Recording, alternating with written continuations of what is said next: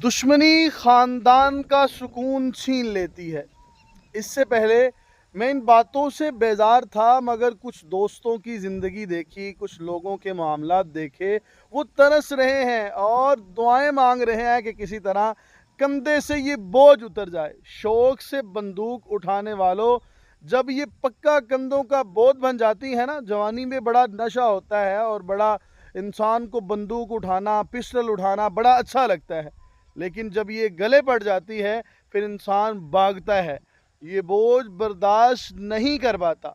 फिर किस्मत वाले ही इससे बचते हैं, ये जान लेकर या जान देकर ही साथ छोड़ती है। इस बंदूक और पिस्टल से, इस दुश्मनी से हमेशा बच कर रहना, यही असल ज़िंदगी है। वरना ज़िंदगी नहीं होगी, जीते हुए ही आप जहन्नम महसूस करेंगे।